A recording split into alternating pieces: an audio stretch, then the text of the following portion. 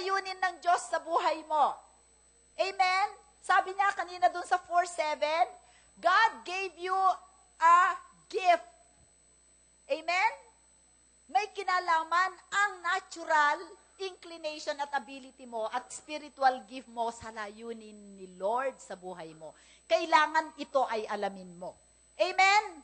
Alamin mo yon. Amen. Acts 17:26-28. Basahin.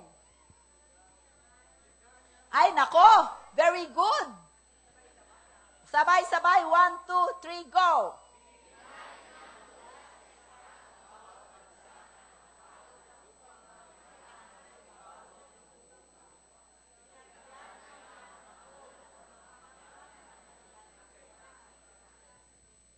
Upang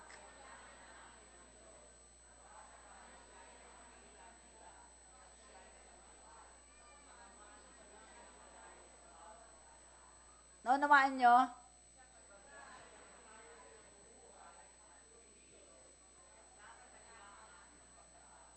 Tulad, sapagkat tayo rin ay kanyang mga supling. Maganda sa Ingles, mahirap minsan tindihin sa Tagalog, ano? And He has made from one blood. Yon. And He has made from one blood every nation of men to dwell on all the face of the earth, and has determined their pre-appointed times and the boundaries of their dwellings, so that they should seek the Lord, in the hope that they might grope for Him and find Him, though He is not far from each one of us. Next verse, 28. For in Him we live and move and have our being. And also some of your own poets have said, for we are also His offspring. Ang Panginoon ay may layunin sa buhay natin. Hindi aksidente na ipinanganak ka sa Pilipinas. Hindi rin aksidente na ikaw ay babae o lalaki.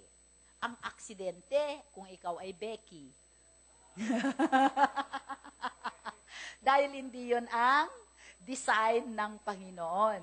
Amen? Meron nagsinungaling sa'yo na tinanggap mo. Amen? Hindi aksidente na ikaw ay maputi, brown, maliit, pandak. Merong layunin ang buhay mo at lahat ng kaganapan na nangyayari sa buhay mo o dito sa inyong bansa, kung saan ka dito ipinanganak, these are all platforms for you to demonstrate the glory of God if you will seek Him. Amen? Kailangan hanapin mo siya sapagkat hindi mo malalaman ang layunin ng buhay mo kung hindi mo hanapin ang Diyos. Jeremiah 29:11. Sabi niya, sapagkat nalalaman ko ang aking mga panukala para sa inyo, sabi ng Panginoon, mga panukala para sa ikabubuti at hindi sa ikasasama, upang bigyan kayo ng kinabukasan at ng pag-asa. At kayo'y tatawag sa akin, at kayo'y lalapit at dadalangin sa akin, at diringgin ko kayo. Makinig kayo. Kung hindi mo alam ang panukala o layunin ni God sa buhay mo, kahit manalangin ka, hindi siya sasagot kasi off ka. Yung po mga bata, pwedeng dalhin nyo muna sa likod. Nakukuha po ninyo to. Amen? So, kailangan hanapin mo ang Diyos. Lord, ano pa ang disenyo mo sa buhay ko? Ano ba ang purpose ng buhay ko na ito? Para magkaroon ng kahulugan. Para magkaroon ng saysay. Nung wala ako sa Panginoon, walang saysay ang buhay ko. Walang kulay, walang halaga. Amen? Kasi hindi ko alam kung ano ang dinisenyo ng Panginoon sa buhay ko. Amen ba? So kung alam mo ang plano ni Lord sa buhay mo, pag nanalangin ka, tutugunin ka niya. Amen? So nag-iisip na kayo, kailangan malaman nyo ang layunin ni God sa buhay nyo. Number 1, una, may layunin ang Diyos sa buhay mo. Amen?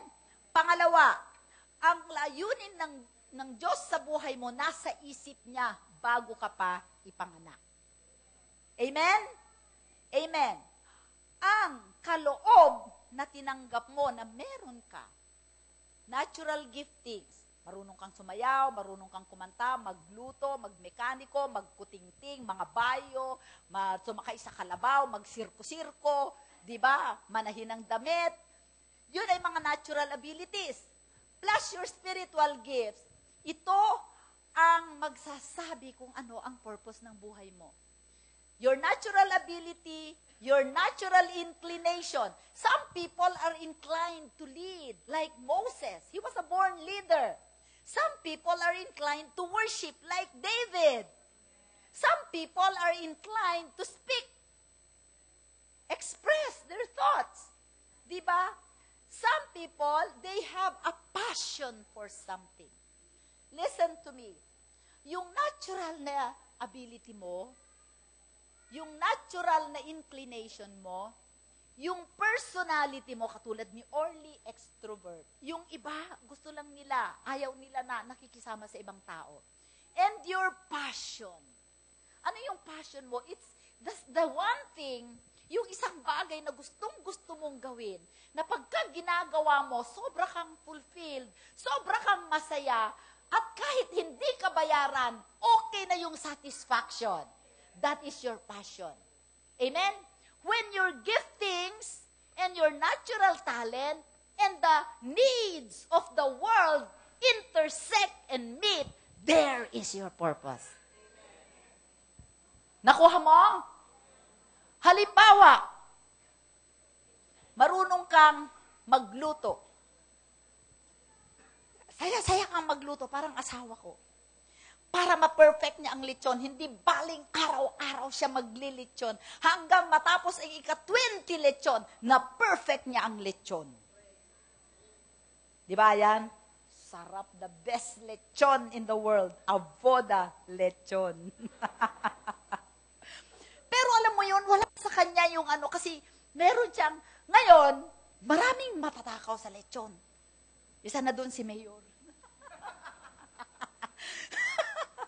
Amen. Bakit mahalaga yon? Because, brothers and sisters, your purpose will prosper you. Amen? Your purpose will prosper you. Sabi po doon, yung natural ability. Kung meron kayong isang bagay na gusto, halimbawa ako, gustong-gusto kong mag-aral ng salita ng Diyos. Kayo, may need kayo ng salita ng Diyos. Di ba?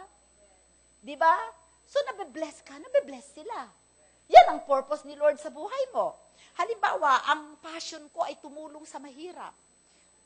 Kaya ako nagkaroon ng The Generics Pharmacy. Ang main na purpose ko doon ay upang magdala ng mga murang gamot sa mga mahihirap sa probinsya. Di sana dito na lang ako sa Manila. Mas maganda magnegosyo dito. Pero ang sabi ng Panginoon sa akin, doon ka sa Isabela, doon sa mga halos hindi maabot ng sasakyan. Bakit? Amen? Sapagkat merong need. Ito yung nasasatisfy ako. And because of the love na nakaakibat doon sa aking, the love is the anointing bringer. Kaya kahit sino pang pharmacy ang magpatay sa paligid ko, sa akin pa rin pupunta sapagkat anointed. Amen? Your purpose will attract resources and anointing. Amen? Kaya hindi ka po pwedeng lugmok habang buhay. You will arise. Amen? Isa pa. Proverbs 22 verse 9. Do you see a man? Sabi niya, nakikita mo ba ang taong mahusay sa kanyang gawain? Ay, Tagalog muna. Siya'y tatayo sa harap ng mga hari. Hindi siya tatayo sa harap ng mga taong hamak. Why do you excel? Because it's your natural inclination. Because it is your passion. Because it is your ability. So naturally, you will excel. Hanggang isang araw, ipapatawag ka ng pinakamayaman na fashion designer. Amen? Pinakamagaling kang magluto, ipapatawag ka ng hari na pagluto. Amen? The reason why, ang dahilan kung bakit lagi tayong mahirap, kasi ang mindset natin, empleyado lang. Parang yung mga dati, ba't ka nag-aaral? O para pagka nakatapos ako ng IE, nakatapos ako ng EE, mag-a-apply ako sa San Miguel, yayaman ako. Wrong. Amen? mentality ng slave. Pagka ako ay mag-aaral ako nito, pagka ako ay nagkatapos, magtatayo ako ng sarili kong construction company. Right. Because you have a God who is creative. Huwag ninyong palakihin ang mga anak ninyo. Anak, mag-aral kang mabuti para makapasok ka sa San Miguel. Hindi. Mag-aral kang mabuti. Pagkatapos mo, ikaw ay magtayo ng sarili mong negosyo. Amen? Maraming mga magulang na ganyan.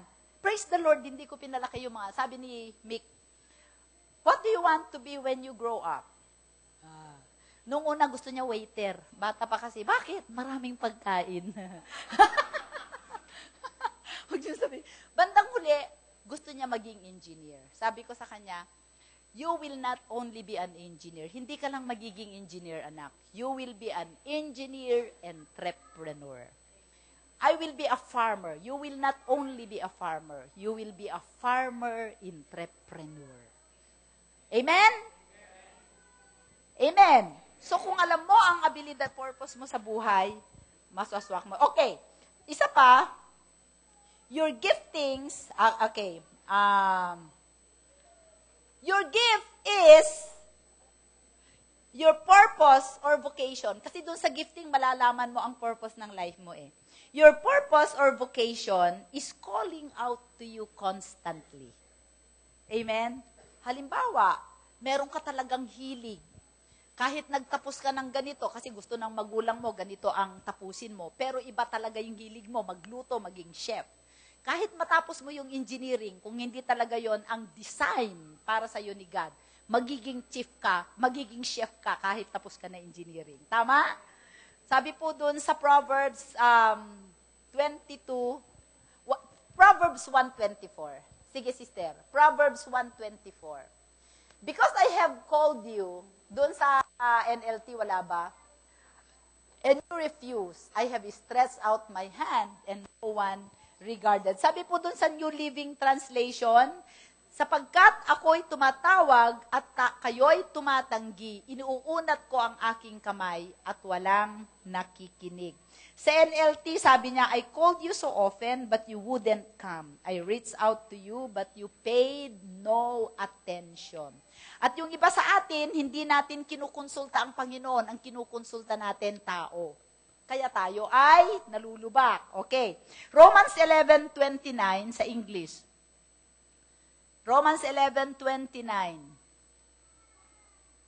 For the gifts and the calling of God are irrevocable. Ano yung ibig sabihin ng irrevocable? Doon sa easy worship na nilagay ko, merong, okay, hindi bali. These are, it can never be withdrawn. Amplified Bible. It can never be canceled. Amplified. 11:29 Amplified version. For God's gift and His call are irrevocable. He never withdraws them when once they are given, and He does not change His mind about those to whom He gives His grace or to whom He sends His call. Alam ba ninyo na maraming tao, hindi nila nagagamit ang kanilang kaloob at hindi nila na-fulfill ang purpose nila sa buhay na namamatay na lang sila. Bakit? Hindi sila umangat. Hindi sila umangat sa mga circumstances nila sa buhay. Amen? May nauunawaan ba kayo sa sinasabi ko? O ako lang dito ang nagsasalita? Amen? Kung ang ating purpose sa ating buhay ay hindi natin alam, yung giftings na ibibigay ni Lord sa atin, we can misuse and we can abuse. Amen? Dahil hindi mo alam ang purpose eh. Marunong kang kumanta doon ka sa bar, nagkakakanta. Meron ka pang pasayaw-sayaw. Amen? Doon ka sa bar, nagsasayaw-sayaw, na-misuse mo kasi hindi mo alam kung ano ang layunin ni God doon sa ibinigay na kaloob sa'yo. Bawat isa sa iglesia ay binigyan ng kaloob to do ministry. Hindi para sarilinin. Amen? So, mahalaga. Para tayo ay umangat sa mga kinasadlakan natin sa ating buhay, kailangan malaman mo ang layunin ni Lord sa buhay mo at ang sinasabi ko, ang mga natural inclination mo, passion mo, ability mo, personality mo, it will predict your purpose. Pagka natumbok mo yung purpose mo, number 2 na kailangang malaman mo so that you can rise up is opportunity. Amen. Dapat magkaroon ka ng pagkakataon na gamitin mo yan. Halimbawa, si Brother Orly, ang gifting niya ay magsalita, magpahayag ng gospel. Kahit anong bagay, marunong siyang magsalita. Pero dahil may passion siya sa Panginoon, naghahanap siya ng opportunity or platform kung paano niya may gamit. Sapagkat ang kaloob ay para sa kalwalhatian ng Diyos, hindi para sa kalwalhatian mo. Okay, let's talk about opportunities. Marami dito sa atin, nag-a-attend lang ng service, nagtapos lang ng Bible school. Wala namang nangyari sa kanila. Wala namang service na nagawa dahil hindi sila naghanap ng opportunity. Sa Rema, brothers and sisters, para malaman nyo, napakadaming opportunity nyo na maglingkod sa isa't isa kung alam ninyo ang inyong kaloob. Halimbawa, napakadami ditong high school students na kailangan nating i-tutor sa sagip eskwela. Meron kang gifting sa math, magaling ka sa math, kumuha ka ng 1 o 2 bata, alalayan mo sila sa kanilang math, di nakatulong ka sa katawan ni Kristo. Marunong kang mag-Ingles, turuan mo sila ng grammar. You can adopt 2 or 3 sagip eskwela student. Ikaw ang ate, ikaw ang kuya. O halimbawa, dito sa church, wala naman akong isa kang negosyante. Kumuha ka ng isang pamilya, turuan mo silang magnegosyo. Alalayan mo sila hanggang sa sila ay matuto, hanggang sa they can run their own businesses. Meron dito, gusto mag-aral manahe, meron kang talent na ganon, gamitin mo para sa mga kapatiran. Amen. Alam niyo po, noong bago pa lang ako sa Panginoon, kaming mag-asawa, binigyan kami ng kaloob ng magnegosyo. Naging burden namin ang tulungan ang mga taga-Rema magnegosyo. Inalalayan namin sila. We fathered them. We showed them the opportunity. We told them how to do it. We walked with them until we can let them go by themselves. That is church. Hindi kayo yung dapat lahat pastor, evangelista. Hindi. Amen. Marunong kang barbero. Amen. Turuan mo yung ibang mga kalalakihan maggupit. Para hindi na sila magpapapunta sa barbershop. Marunong kang dressmaker. How can you minister to the body of Christ with your gift? Napakadaming and let's say, ikaw naman ay gusto mo talagang magpastor, ipinadala ka sa isang lugar. You failed because hindi lang naman ikaw ang factor. Hindi ka pa namatay. Amen? Bumangon ka uli. And look for another opportunity. Amen? Dito ba naghahanap ba kayo ng opportunity na magtumulong? Hindi yung opportunity na kayo ang matulungan. Alam nyo, ang pinakamabisang paraan para tayo ay makaangat sa ating kinalalagyan ay maging pagpapala tayo sa iba. Because whenever you are a blessing to other people, that is your seed for your own blessing. Ang nangyayari kasi, ang tendency natin, tumanggap, hindi tayo nagtatanim. You can sow your talent, you can sow your time, you can sow your skill. Amen. You can impart your knowledge. Hoy. So, walang problema. You can go to Isabela. You can go to Llanera. You can go to Quezon. You can volunteer in the Sagip. You can volunteer in the orphan care. You can volunteer in the co-op. Napakaraming opportunities. Can you say amen? Kasi ang problema ngayon, ang mga Kristiyano, napaka-self-centered natin. Hindi natin nare-realize na para tayo lumago, kailangan tayong Alam mo, pagka nagtuturo ka ng salita ng Diyos, mas matututo ka. Tama? Kasi mag-aaral ka. At pag kami nagtanong, katulad nung bata pa ako sa Panginoon, meron akong na Bible study na matanda na ang anak niyang babae ay naaksidente sila sa isang sasakyan. Tapos daw, ay ipinag-pray daw nila kay Mama Mary. At nung ipag-pray nila kay Mama Mary, hindi daw namatay yung bata, pero vegetable. Okay? Kaya naniniwala siya nang nagpapagaling si Mama Mary. Sabi ko, bago pa ako sa Panginoon, Lord, paano ko ito sasagutin, Holy Spirit? Sabi ng Holy Spirit sa akin, iisa lang ang namatay sa krus ng Kalbaryo. Kaya si Jesus lang ang magpapagaling. Dahil siya lamang ang tumanggap ng latay. Biglang, tiding! Revelation! Amen! Paano gumaling? Tingnan mo, hindi naman yan gumaling. Naging burden sa kanya dahil vegetable. Si Jesus, pagka nagpagaling, nagpapagaling to the uttermost. Oh, yes! Amen! So, dahil ako ay nag-attempt na mag-share ng word, tinuruan ako ng Spirit, ng banal na Espiritu. So I can rise up above my ignorance. Amen? Tama. You can rise up above pagka kayo ay nagmi-minister sa mga tao na nalugi sa negosyo, matututo kayo. Amen? Okay, so kailangan natin do the work of the ministry. Sabihin mo, gawin mo ang trabaho ng ministeryo. Paglingkuran nyo ang isa't isa. If you cannot serve one another, you can never serve Christ. The only way we serve Christ is when we serve one another. If you are not serving one another, you are not serving Christ. Ay, nako, walang nakikinig. Tapos na, umuwi na kayo. Okay, so, alam natin ang ating layunin sa buhay. Pangalawa, alam natin, dapat maghanap tayo ng opportunity or pagkakataon. Pangatlo, napakahalaga dito tayo magtatapos. We have to overcome the spirit of intimidation. Amen? Ano ang intimidation, pastora? Ang ibig sabihin ng salitang intimidation sa Griego is daisio. Hindi ko. D-I-A-S-C-I-E-O. Daisio, meaning to say intimidate or to shake thoroughly. Yun ang ibig sabihin ng intimidate. Shake thoroughly or to do violence. Maging violente.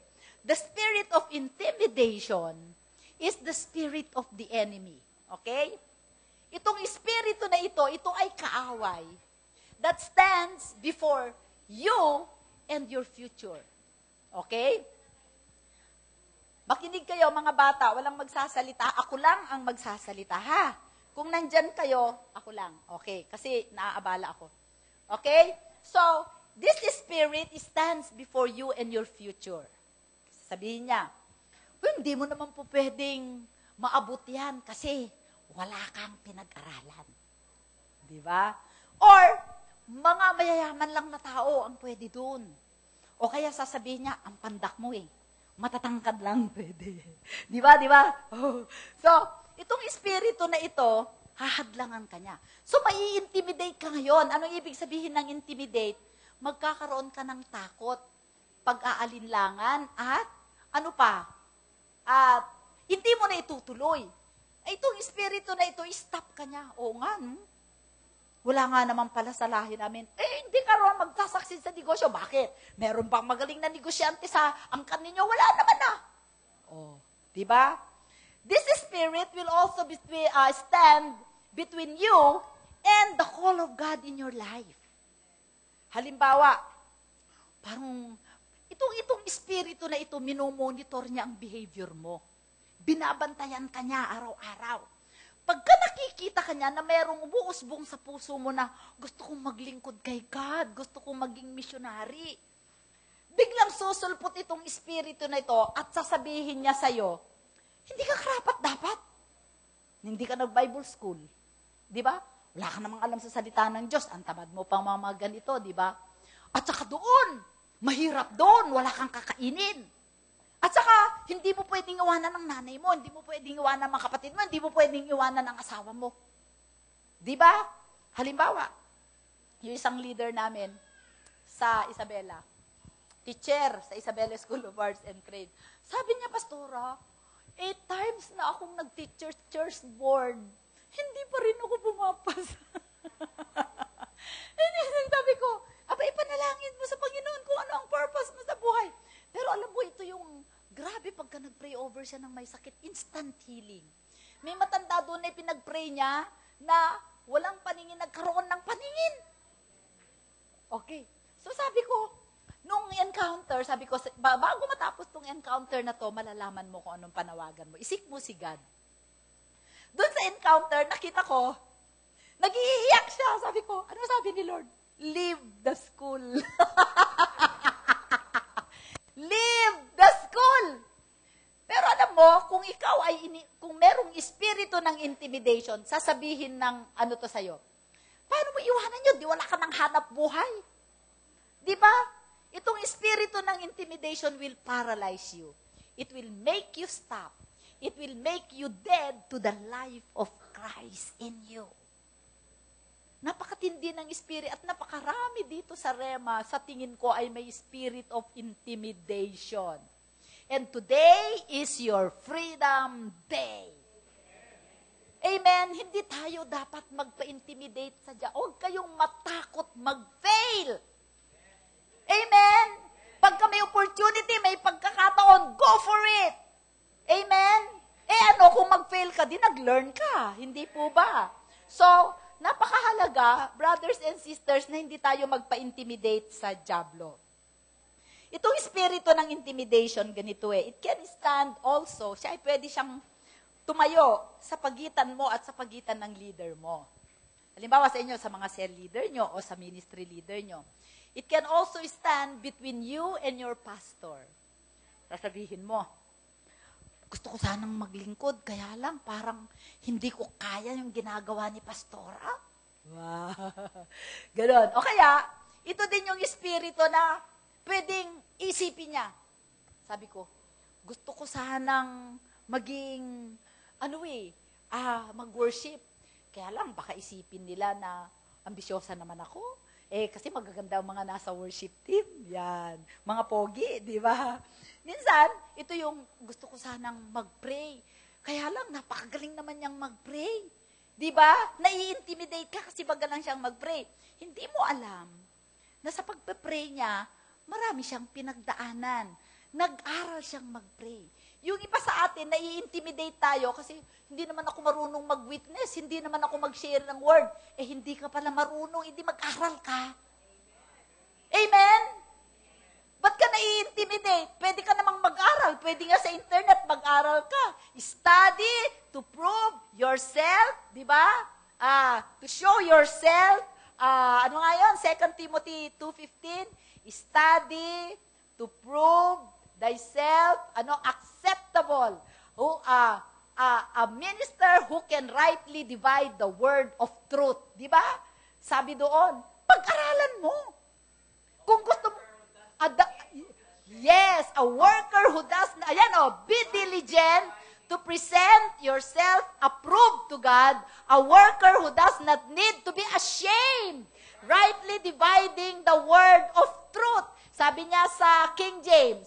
Sa King James mo nga, ano sabi niya? Study to show thyself approved unto God, a workman that needed not to be ashamed, rightly dividing the word of truth.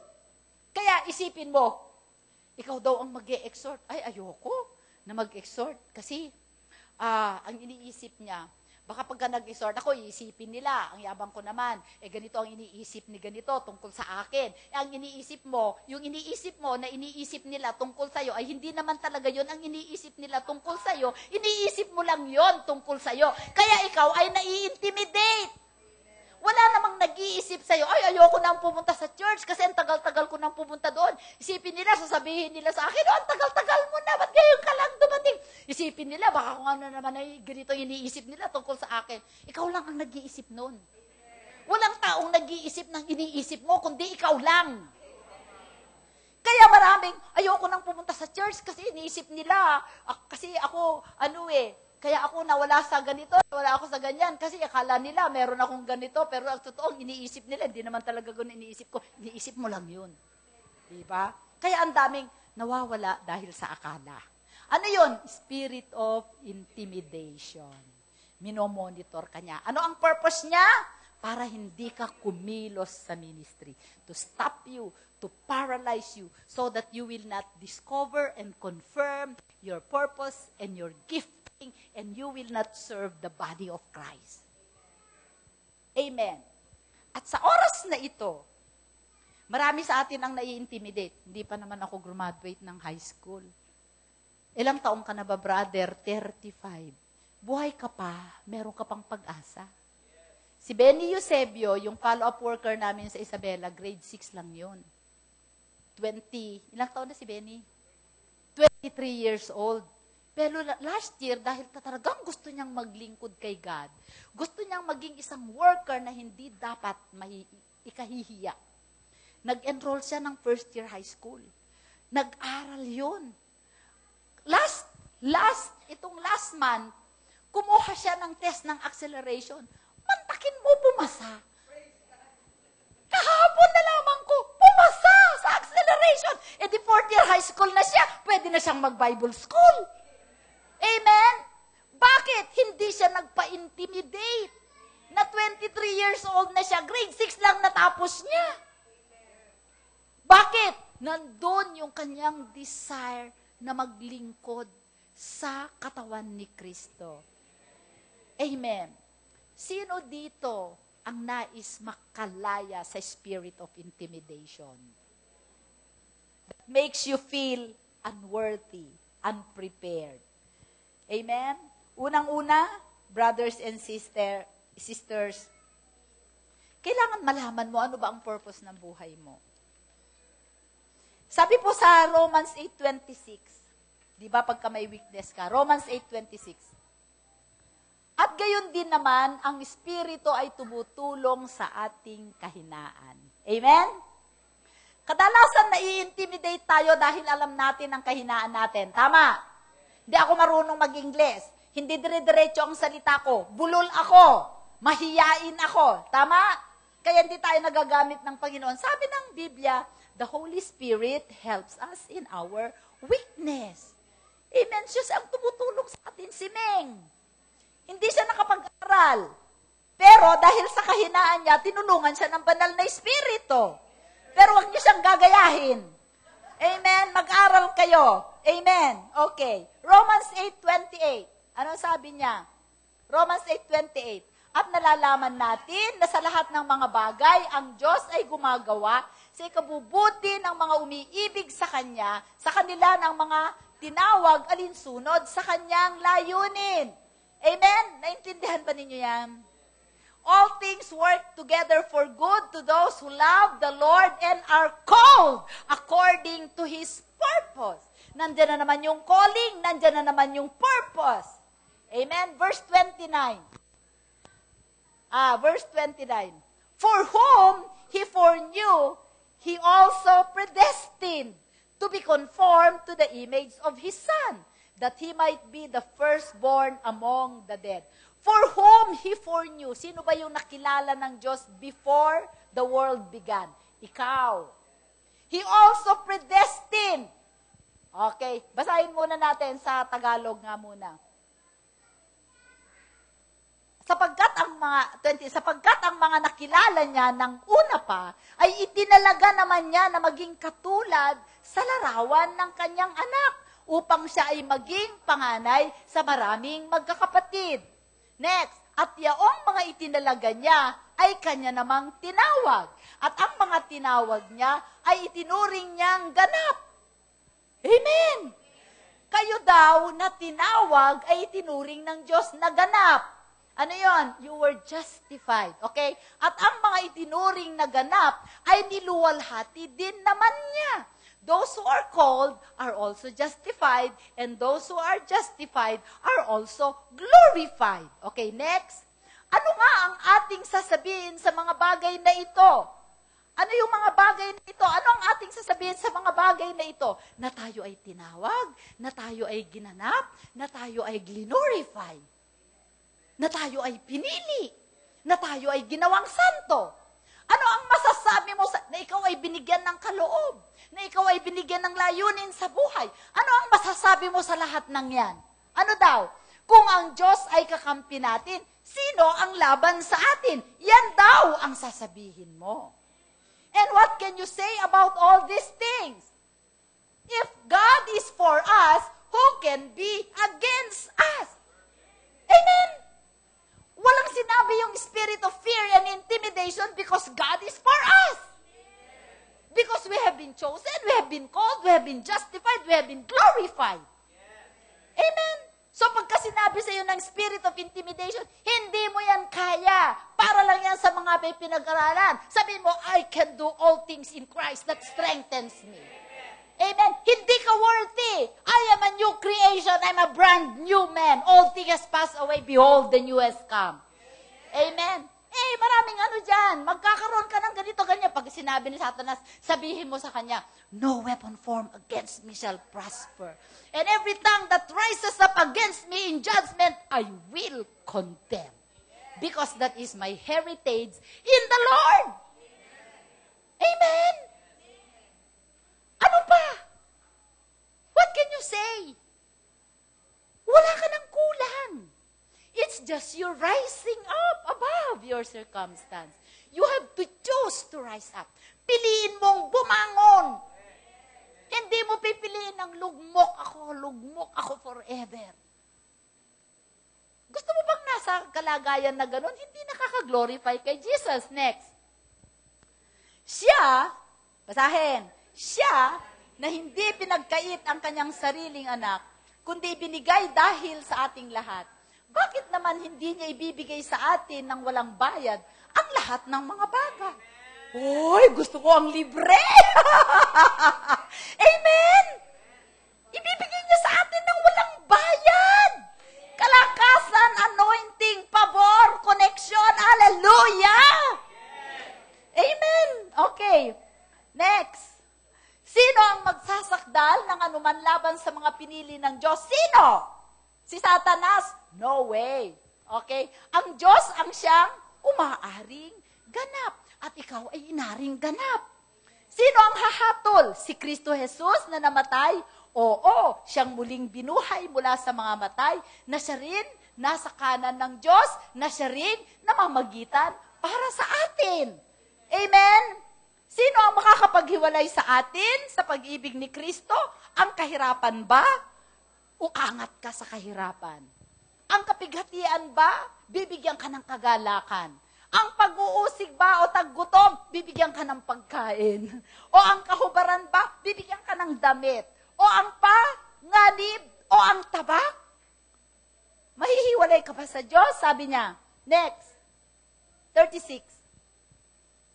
Nawala. 36 English na lang. As it is written, for your sake we are killed all day long. We are accounted as sheep for the slaughter. Brothers and sisters, there is no room for intimidation in the life of a Christian. You have the power within you to rise up. You have the giftings of God within you for you to use. You just have to know the purpose of God in your life. And if you walk in that purpose, look for an opportunity to use that purpose. Amen?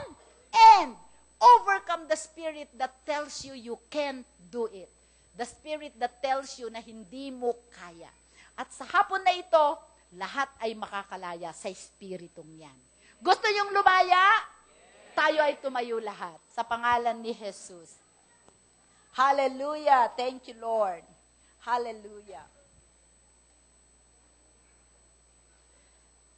Pananampalatayanan natin na pagkatapos nito, tayo ay malayang maglingkod. Amen? Minsan, may mga nai-intimidate sa atin kasi, wala naman akong pera.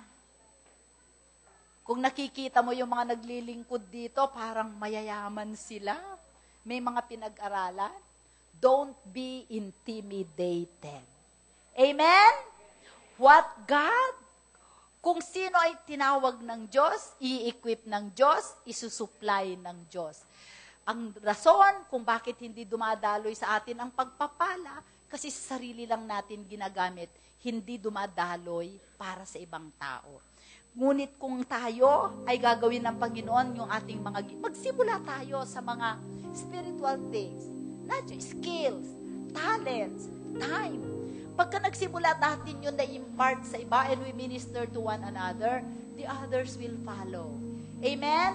So, ipikit po natin ang ating mga mata, sabihin natin, Amang Diyos, are you ready to declare your freedom today? Amang Diyos, sa pangalan ni Jesus, lumalapit ako sa iyo. Naniniwala ako at nagpapasakop ako sa kapangyarihan at otoridad na ibinigay sa akin ng Panginoong Jesus. Sinabi mo sa iyong salita na walang kapangyarihan, ang kapangyarihan ng dyablo sa aking buhay. Sa oras na ito, winawasak ko ang espiritu ng pagkatakot, ang espiritu ng intimidation. Nire-renounce ko, itinatakwil ko ito sa pangalan ni Jesus. At Lord, winawasak ko ang kasinungalingan ng espiritu na yan na hindi ko kayang ganapin ang kalooban mo sa aking buhay. Hindi ako naniniwala na hindi ko kayang tayuan ang aking panawagan. Sa oras na ito, Panginoon, sabi mo, nagdideklara ako ng aking kalayaan sa espiritu ng takot sa pangalan ni Jesus. In the name of Jesus, I claim my freedom today and forever. Father, I thank you that you have released every heart today from the spirit of intimidation. Father, watch your people rise up, O God, above our circumstances. Salamat sa pagtulong mo, Banal na Espiritu, at salamat po sa biyaya mo sa bawat isa sa amin.